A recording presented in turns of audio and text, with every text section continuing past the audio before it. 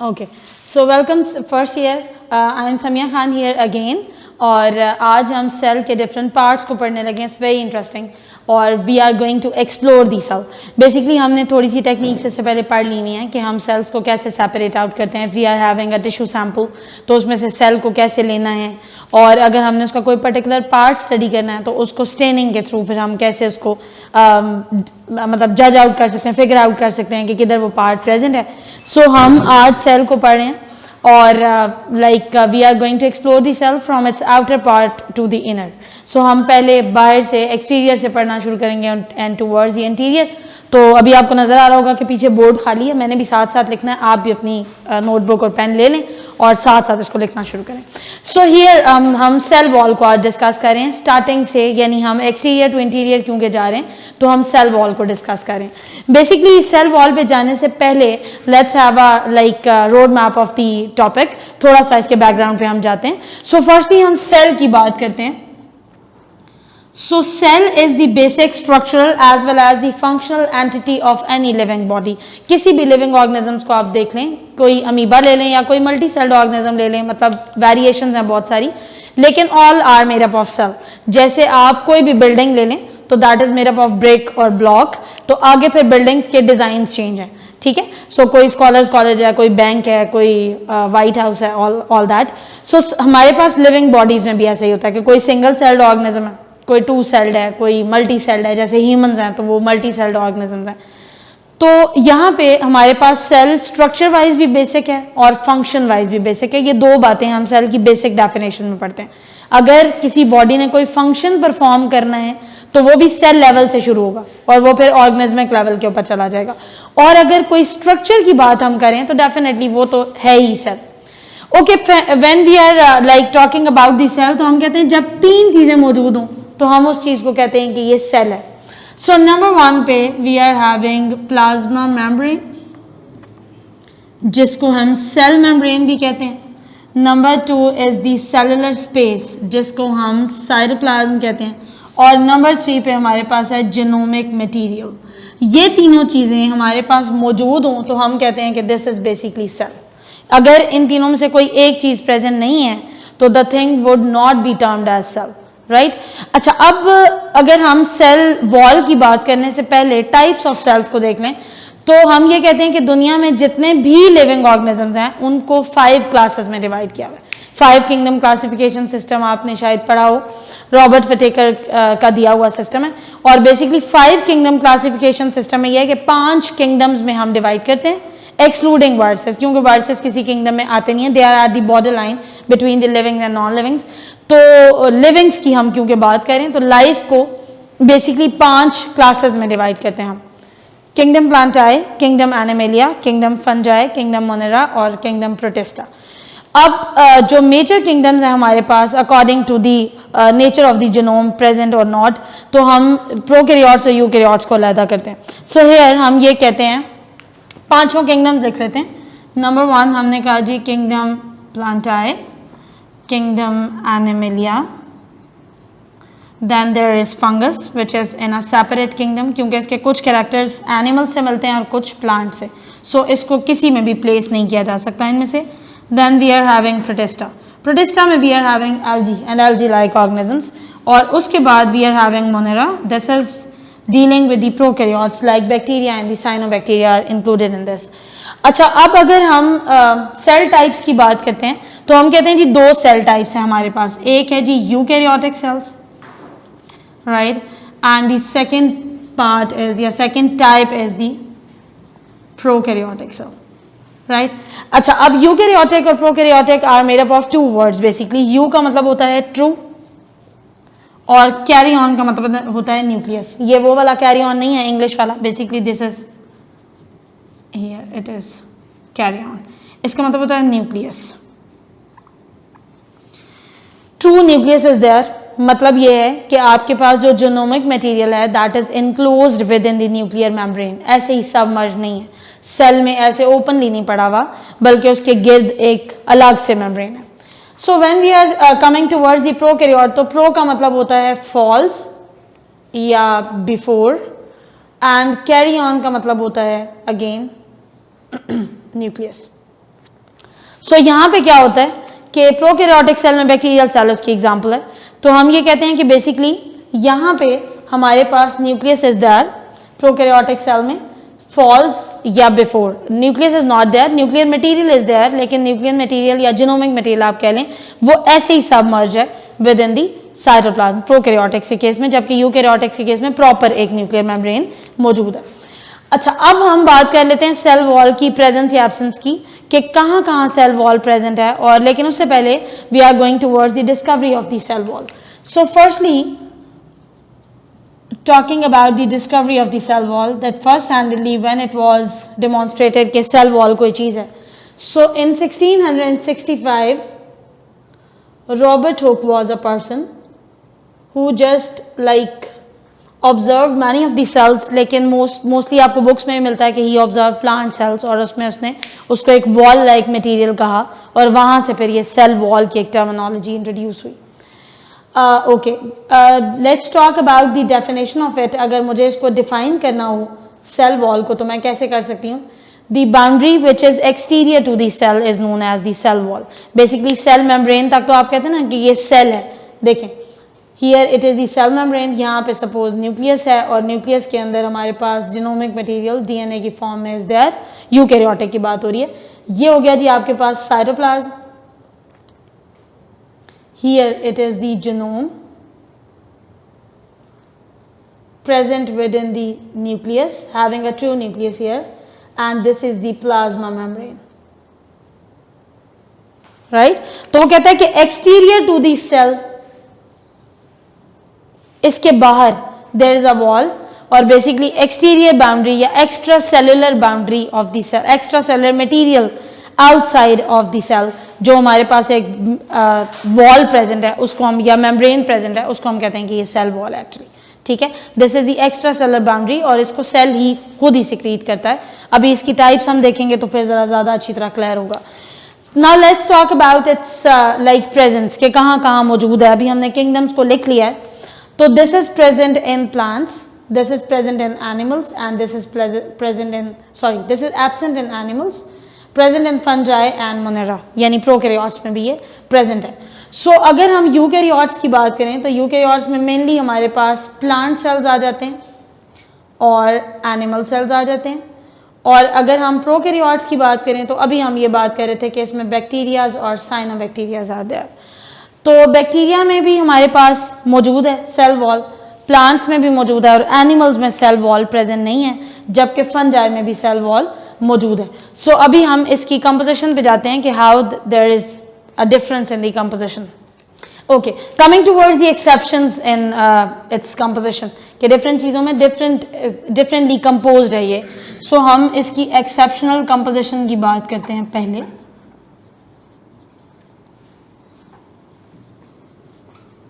और फिर हम इस पे आएंगे कि why this is not present within the animal cells. So अभी हमने क्या कहा कि it is present in case of a plant cell, in case of bacteria like in prokaryotes, और ये कहाँ मौजूद है? फंजाई में, ठीक है जी। अगर हम प्लांट सेल्स की बात करते हैं तो this is mainly composed up of cellulose here, और सेल्यूलोज हमारे पास मोस्ट अबंडेंट कार्बोहाइड्रेट है प्रेजेंट ओवर अर्थ। और अगर हम इसकी कंपोजिशन देखते हैं तो बेसिकली होमोपॉलीसैकेराइड है। होमोपॉलीसैकेराइड का मतलब होता है कि एक ही जैसे यूनिट्स से मिलकर बना, hundreds of units are there. मैंने पहले कहा कि इट इज़ अ पॉलीमर, तो बेसिकली 100 ऑफ यूनिट्स हैं लेकिन वो सब एक जैसे हैं। तो this is a combination of basically alpha glucoses, और उनमें एक पर्टिकुलर लिंकेज होती है जिससे ये फॉर्म होता है। इसका आप अगर स्ट्रक्चर देखेंगे, अभी आप चैप्टर 2 में बहुत डिटेल में पढ़ने वाले हैं, तो इसका स्ट्रक्चर जो है वो ऑल्टरनेटिव फॉर्म में आपके पास आता है।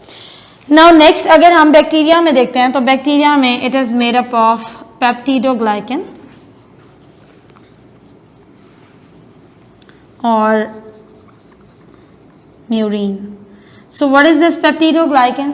This peptidoglycan is basically sugars and amino acids and they are forming a mesh like arrangement over there. तो ये basically हमारे पास peptidoglycan है, बहुत सारे चीज़ों का एक combination है, mainly of glucoses and sugars. अच्छा, उसके बाद अगर फंजाई में बात की जाए कि how this is composed, तो हम कहते हैं कि फंजाई में this is made up of chitin. Now this chitin is the second most abundant carbohydrate over earth, and cellulose पहला और ये सेकंड पे।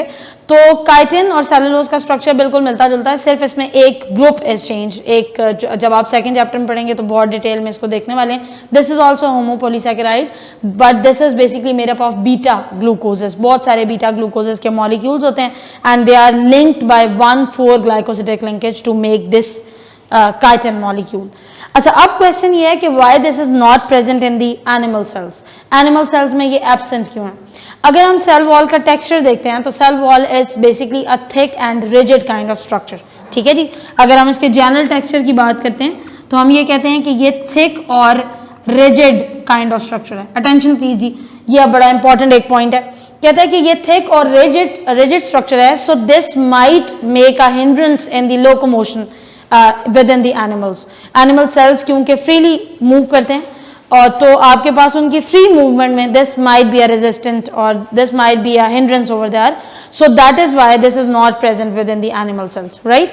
तो ये आपके पास इसका रीजन है कि ये क्यों एनिमल सेल्स में प्रेजेंट नहीं है। ओके, सो हम इस पूरी सेल वॉल को 3 सेक्शंस में डिवाइड कर सकते हैं, या आप कह लें कि 3 लेयर्स में इसको हम डिवाइड कर सकते हैं। So here are the 3 layers: primary cell wall, secondary cell wall and middle lamella. हम इसको एक एक करके डिस्कस करते हैं। सो हियर सबसे पहले I will go towards the primary cell wall, right. अच्छा, प्राइमरी सेल वॉल को अगर मैं डिफाइन करूं कि व्हाट बेसिकली इट इज, तो मैं इसको डिफाइन करूंगी कि this is the true wall, basically this is the true cell wall. क्यों ये ट्रू सेल वॉल है? बिकॉज जो सेकेंडरी सेल वॉल है वो कुछ पर्टिकुलर सेल्स में प्रेजेंट है and that is formed after some time. अभी अब सेकेंडरी को डिस्कस करेंगे तो ये चीजें उसके अंदर आ जाएंगी, लेकिन प्राइमरी सेल वॉल एक ट्रू सेल वॉल है। क्यों ट्रू सेल वॉल है? Because it is formed during the cell division. कब बनती है? जब सेल क्या हो रहा होता है? डिवाइड हो रहा होता है। It is formed during cell division. I hope this is visible. During cell division आपके पास, और अगर नहीं भी विजिबल तो कोई साइंस नहीं है, ड्यूरिंग सेल डिवीजन नहीं लिखा।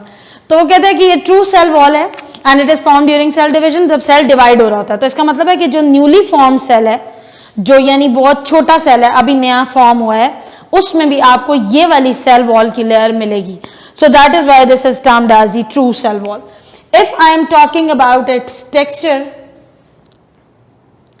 तो this is thin and flexible. इसमें एक फ्लैक्सिबिलिटी है और ये थिन है, नेचर में it is thin and it is flexible. Okay, अगर हम इसकी कंपोजिशन की बात कर लें कि how this primary cell wall is composed up of, तो स्ट्रक्चरल कंपोजिशन कह लें या सिंपल इसकी कंपोजिशन कह लें, तो this is basically made up of 3 major components. एक हमारे पास है जी cellulose, second I am having with the hemicellulose and third is the pectin, right? 3 चीजों से मिलकर बनी हुई है, cellulose, hemicellulose and pectin. If I am talking about cellulose, तो मैं ये कहती हूँ कि this is made up of alpha glucoses. Alpha glucose के बहुत सारे मॉलिक्यूल्स हैं which are making cellulose. इसका मतलब ये हुआ कि ये नेचर में क्या है? This is a होमोपोलीसैकेराइड। पॉलीसैकेराइड से आपको पता लग रहा है कि कार्बोहाइड्रेट है नेचर में।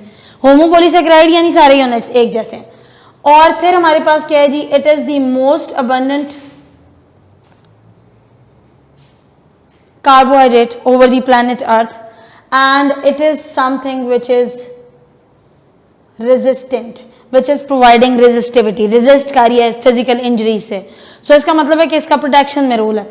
और जो ये इसका रोल है प्रोटेक्शन में, इसमें इसकी अरेंजमेंट का बड़ा एक इम्पॉर्टेंट रोल है। Like it is arrange in the form of basically microfibrils of cellulose are there and these microfibrils are arranged in a criss-cross manner.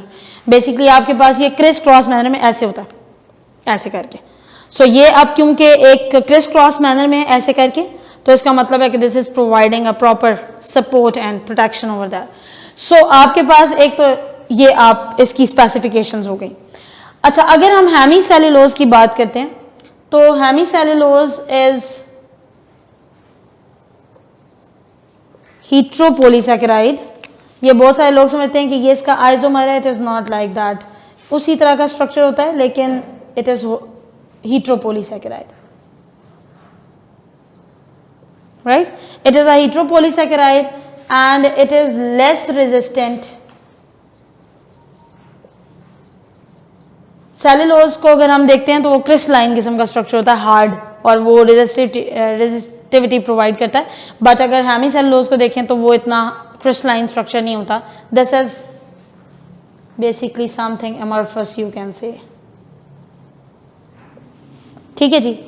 और this is going to make the layout of the primary cell wall. आप ये समझ लें कि hemicellulose और pectin are making the layout ऐसे करके।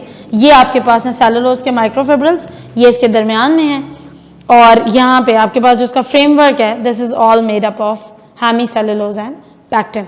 वो लेआउट बनाते हैं, और जो आपको ये मेरे मार्कर्स हैं ये सेलुलोज हैं, तो ये इसके अंदर क्रिस क्रॉस मैनर में they are like running through out.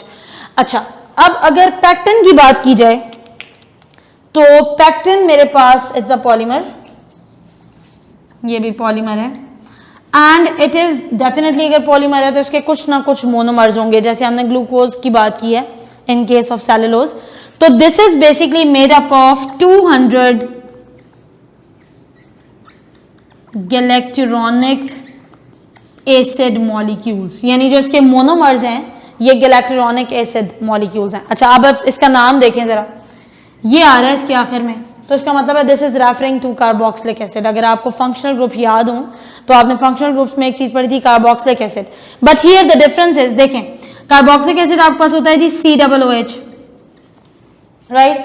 अगर मैं इसको ओपन करके लिख लूं तो ये मेरे पास होगा COOH, और यहाँ पे कोई भी चेन अटैच हो सकती है। कार्बन की वैलेंसी बेसिकली 4 है।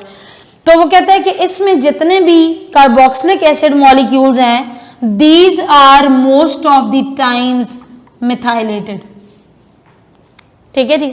ये हमारे पास जितने भी कार्बोक्सिलिक एसिड मॉलिक्यूल्स हैं, गैलेक्टरॉनिक एसिड की बात हो रही है उसके स्ट्रक्चर की, तो दीज आर बेसिकली मिथाइलेटेड, ठीक हो गई बात। अच्छा, उसके बाद अगर हम पैक्टिन के मजीद कैरेक्टरिस्टिक्स को या उसकी प्रॉपर्टीज को पढ़ें तो हम ये कहते हैं कि this is less hydrophilic. Hydrophilic का मतलब होता है वाटर लविंग, हाइड्रा वाटर को कहते हैं, फाइल मतलब वाटर लविंग है ये। हाइड्रोफोबिक एक टर्मिनोलॉजी होती है, water resistant. So this is less hydrophilic and this is basically made up of galacturonic acid molecules and this is soluble in hot water basically. तो आपके पास पैक्टिन इज देयर। और last पे फिर हम ये डिस्कस करते हैं, इसकी कंपोजिशन हम डिस्कस कर चुके। Now the last point is basically growth. तो this is capable to grow, क्योंकि प्राइमरी सेल वॉल है, तो डेफिनेटली अगर सेल न्यूली फॉर्म हुआ है और उसमें primary cell wall is there, तो जैसे जैसे बड़ा होगा उसको प्रोटेक्शन तो चाहिए, तो डेफिनेटली सेल मैच्योर होगा, अपने ऑर्गन्स को प्रॉपर्ली डेवलप करेगा, ऑर्गेनल्स को एंड ऑल दैट। तो प्राइमरी सेल वॉल की एबिलिटी है to grow. So primary cell wall is going to grow and but the growth is basically it is going to grow plastically like irreversibly। ऐसे नहीं होता कि आपके पास एक दफ़ा ग्रो हो जाए और फिर वो वापस उस साइज़ के ऊपर आ जाए। हाँ, स्टॉप हो सकती है किसी पॉइंट के ऊपर जाके, लेकिन उसकी ग्रोथ इरिवर्सिबल है, जितनी होगी या वो बैक नहीं हो सकती, उससे आगे ग्रो कर सकती है या वहाँ पे स्टॉप हो सकती है। सो ग्रोएबल है, ग्रोथ हो सकती है इसकी, ठीक है जी। और उसके अलावा हमारे पास बेसिकली ये ट्रू सेल वॉल है, हर सेल में मिलेगी आपको। सो अभी हम चलते हैं सेकेंडरी सेल वॉल की तरफ। Okay, coming towards the secondary cell wall, के सेकेंडरी सेल वॉल आपके पास कब फॉर्म होती है? तो basically this is a thick and rigid kind of cell wall. अगर मैं इसके टेक्सचर की बात करूं तो this is hard, tough and something very thick and rigid. So आपके पास जब ये फॉर्म हो जाती है तो it is basically it form जब सेल पूरी तरह से ग्रो कर लेता है, अपना एक ग्रोथ साइज अटेन कर लेता है, तो उस साइज की अटेनमेंट के बाद आपके पास सेकेंडरी सेल वॉल बनती है, बिकॉज ये it is so rigid that it is not going to allow the cell to grow further. So जब ये बन जाती है तो उसके बाद सेल में ग्रोथ नहीं हो सकती, बेसिकली डेड सेल वॉल आप इसको कह सकते हैं। और अगर हम इसकी प्रेजेंस देखें तो हम कहते हैं कि this is only present in the sclerenchyma cells of plants. Most of the times आपको ये प्लांट्स के स्क्लेरेन्काइमा सेल्स में मिलती है। जैसे प्राइमरी सेल वॉल के बारे में हमने कहा कि this is present in all sort of plant cells, ये उनका एक बेसिक स्ट्रक्चरल फीचर होगा क्योंकि न्यूली डेवलप्ड सेल्स में फॉर्म होती है ये। लेकिन secondary cell wall is most commonly present in the sclerenchyma cells. अब what are these sclerenchyma cells? Basically these sclerenchyma cells are tough and rigid walled cells and these are basically supportive to the plant. इन्होंने सिर्फ plant को support करना है, basically जो बाकी mechanisms होते हैं जैसे फोटोसिंथेसिस या रेस्पिरेशन एंड ऑल दैट, तो उसमें इनका कोई स्पेशल रोल नहीं होता स्क्लेरेंकाइमा सेल्स का। They are only going to like support the plant. Dead cell walls हैं इनकी, तो डेड सेल्स हैं और सिर्फ सपोर्टिव और प्रोटेक्टिव हैं। अच्छा, अब अगर हम इसकी प्रेजेंस देखते हैं कि how like where it is located, तो बेसिकली होता इस तरह से है। कमिंग टूवर्ड्स दैट, ये एक डायग्राम मैंने आपके लिए ड्रॉ की हुई है। दो नेबरिंग सेल्स हैं प्लांट्स के, कोई भी दो सेल्स आपने ले लिए, तो here the wall which is connecting the two cells is basically middle lamella. इसको भी हम आगे डिस्कस करेंगे। और मिडल लैमेला के बाद क्या है हमारे पास? Here it is the primary cell wall, right? It is the primary cell wall. अब अगर तो किसी सेल में, जैसे फर्ज करें कि स्क्लेरेंकाइमा सेल्स मैंने लिए हुए हैं और यहाँ पे सेकेंडरी सेल वॉल ने बनना है, तो if there is the formation of secondary cell wall, तो ये सेकेंडरी सेल वॉल आपके पास बनती है जी in between the primary cell wall and plasma membrane. ठीक है जी। सो नंबर 3 पे यहाँ पे क्या है मेरे पास? It is the secondary cell wall, और आफ्टरवर्ड्स ये वाली जो मेम्ब्रेन है, this is basically the cell membrane. मैं आपकी ईज के लिए इसको नंबर कर देती हूँ, फ्रॉम इनर टू आउटर, यानी मतलब एक्सटीरियर टू इंटीरियर पे। सबसे पहले जी हमारे पास आएगा मिडल लैमेला। अगर दो एडजेसेंट सेल्स नहीं, अगर एक सेल है तो फिर जाहिर है मिडल लैमेला नहीं होगा, क्योंकि मिडल लैमेला वो वॉल है जो दो सेल्स को ज्वाइन कर रही है, जोड़ रही है आपस में। तो अगर आपने एक ही सेल स्टडी करें तो फिर तो वो सेल वॉल से स्टार्ट होगा। So middle lamella is there, उसके बाद हमारे पास प्राइमरी सेल वॉल है, उसके बाद हमारे पास सेकेंडरी सेल वॉल है, और लास्ट पे हमारे पास सेल मेम्ब्रेन है। तो अगर मैं प्राइमरी सेल वॉल की लोकेशन की बात करूं तो this is between middle lamella and secondary cell wall, अगर इन केस अगर सेकेंडरी बनी हुई है। अगर नहीं है तो this is inner to the middle lamella, simple उसकी लोकेशन में आएगा। यहाँ पे क्या लिखेंगे हम, कहाँ लोकेटेड है जनाब? ये आपके पास इन बिटवीन प्रेजेंट है in like primary cell wall and cell membrane. Primary cell wall और सेल मेम्ब्रेन ने इसको सैंडविच किया हुआ बीच में, if this is present. Now coming towards the composition of this, हम सेकेंडरी सेल वॉल की कंपोजिशन के बारे में देखते हैं कि how this is composed. So basically if I am talking about its composition, तो इसकी कंपोजिशन में हमारे पास जी नंबर 1 पे आता है सेलुलोज, जिसको हम अभी डिस्कस कर चुके हैं पिछले वाले टॉपिक में, और then it is like hemicellulose. ठीक है, तो यहाँ तक आते आते इनके कैरेक्टर्स बदले नहीं हैं, अभी तक वही हैं। और फिर हमारे पास आता है जनाब lignin is there, then we are having the inorganic salts, and in last I am having waxes. तो ये 5 चीज़ें हैं जी इसकी कंपोजिशन में। सेलुलोज और हेमी सेलुलोज को हम डिस्कस कर चुके हैं। एक होमोपोलीसैकेराइड है यानी सेलुलोज, और हेमी सेलुलोज हेटेरोपोलीसैकेराइड है। डिटेल पीछे है, अगर आपने नोट डाउन कर लिया तो ओके, वरना लेक्चर रिवाइंड कर लें। उसके बाद जी लिग्निन है हमारे पास। तो लिग्निन की अगर बात की जाए तो this is something like undigestable kind of fibre, और ये एरोमेटिक्स का एक कंपाउंड है, यानी फिनोल्स का है। So this is basically oxygenated या ऑक्सीडेटिव फिनोल्स, जिनसे बेसिकली फिनोल्स या एरोमेटिक्स की क्लास में आता है। और लिग्निन जो है हमारे पास, उसको हम क्लासीफाई नहीं कर सकते in carbohydrates and protein, fibrous है ये बेसिकली नेचर में, and this is going to anchor the things together, this is going to cement the things together.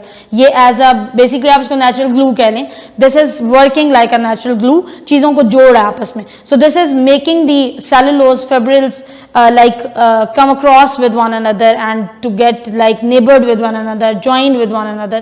तो वो जो rigidity है, और आप कह लें कि एक सीमेंटिंग किस्म का टेक्सचर है, वो ये प्रोवाइड करता है। जैसे जब हम कोई वॉल बना रहे हैं और सीमेंट जैसे ब्रिक्स को जोड़ देता है, तो same is the case with hair. Lignin का भी यही काम है।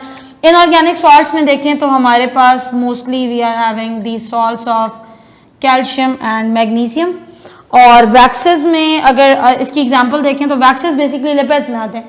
दो टाइप्स हैं वैक्सेस की, एक हमारे पास नेचुरल वैक्सेस हैं which are the longer chains of fatty acid molecules, और कुछ हमारे पास सिंथेटिक वैक्सेस होती हैं जैसे रबर्स वगैरह सिंथेटिक वैक्सेस में आते हैं। Here it is like natural waxes. तो नेचुरल वैक्सेस में आप एग्जांपल में स्यूबरिन लिख लें।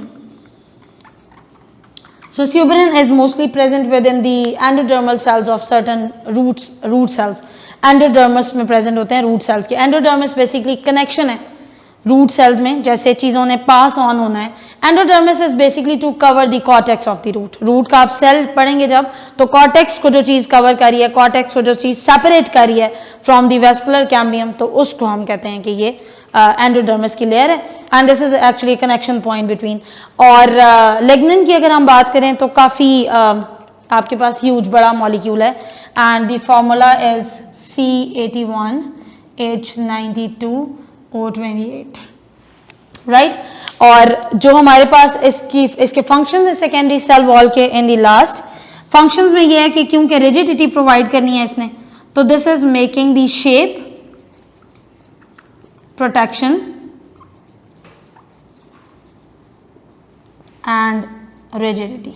इसने रिजिड रखना है, इसको शेप प्रोवाइड करनी है प्रॉपर, और इसको प्रॉपरली प्रोटेक्ट करके रखना है from any physical injury. Last पे हमारे पास है जी तीसरी इसकी layer which is the middle lamella. तो मिडल लैमेला के केस में हम ये कहते हैं कि basically middle lamella is the neighbouring wall जो दो प्लांट सेल्स को आपस में ज्वाइन करके रखती है, राइट। और अगर हम मिडल लैमेला की कंपोजिशन पढ़ते हैं तो मिडल लैमेला की कंपोजिशन में एक तो पैक्टन है जो हम अभी प्राइमरी सेल वॉल में पढ़ चुके हैं। बेसिकली बहुत सारी जगहों पे आपको ये मिलेगा कि middle lamella is nothing new but it is a sort of primary cell wall, उसी की एक्सटेंशन है।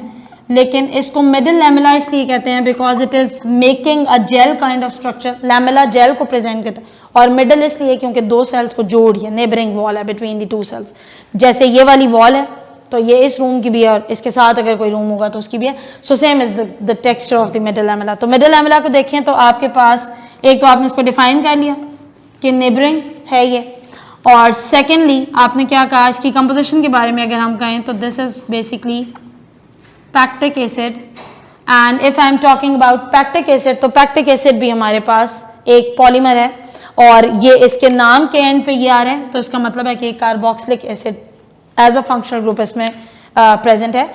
और अगर पैक्टिक एसिड की बात करूं तो basically pectin is 200 galacturonic acid molecules. यहाँ पे आपके पास this is made up of 100 galacturonic acid molecules, and it is like less hydrophilic as compared to, अगर हम पैक्टन के साथ कंपैरिजन करें तो उससे ज़्यादा हाइड्रोफिलिक है, लेकिन उतना ज़्यादा हाई इसकी एफिनिटी नहीं है वाटर के लिए। लेकिन when it is like making bonds with और getting reacted with metallic ions जैसे मैग्नीशियम के साथ या कैल्शियम के साथ, तो this is making the salt of gel like salt of these metals, और आपके पास फिर उसी तरह से इसका टेक्सचर प्रेजेंट होता है। तो इसके अंदर हमारे पास पैक्टिक एसिड जो कि जेल लाइक थिंग एक फॉर्म करता है इन मेटल साथ रिएक्ट करके, और इसकी कंपोजिशन में हमारे पास पैक्टिन इज ऑल्सो देयर। तो ये दो चीज़ें हमारे पास प्रेजेंट हैं।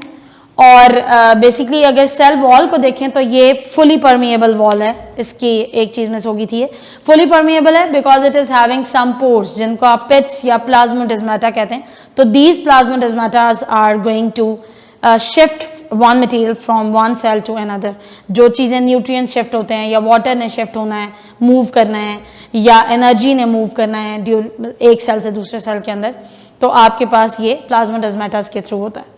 और ओवरऑल अगर हम इसके फंक्शंस देखें तो आपने पढ़ा जी फ्लैक्सिबिलिटी भी प्रोवाइड हो रही है प्राइमरी सेल वॉल से, रिजिडिटी प्रोवाइड हो रही है सेकेंडरी सेल वॉल से, और प्रोटेक्शन, शेप, मैकेनिकल सपोर्ट और किसी भी फिजिकल इंजरी से, और अलॉन्ग विद दैट टर्जिडिटी भी, और वैक्यूल्स और बाकी जो सिस्टम्स हैं उनके साथ मिलके primary cell wall is also making a whole system of the cell, यानी आप जो स्केलेटन आप कह सकते हैं सेल का, वो ये फॉर्म करती है। So that's all from my side. Thank you so very much. If you have any question, you can ask in your related query session. और I think आपको चीज़ें क्लियर होंगी। अगर नहीं क्लियर हुई तो एक दो बार दोबारा लेक्चर सुन लें, और फिर भी नहीं क्लियर हुई तो फिर पूछ लें अपने रिलेटेड क्यूरी सेशन में। Thank you.